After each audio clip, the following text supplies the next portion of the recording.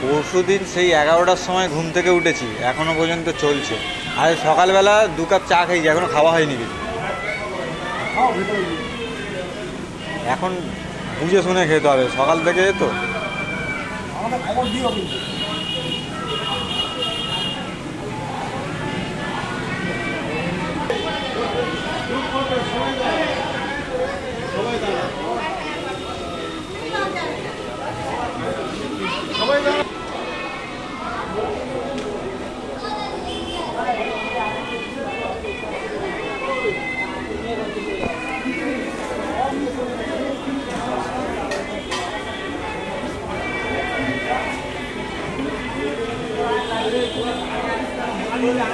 চলে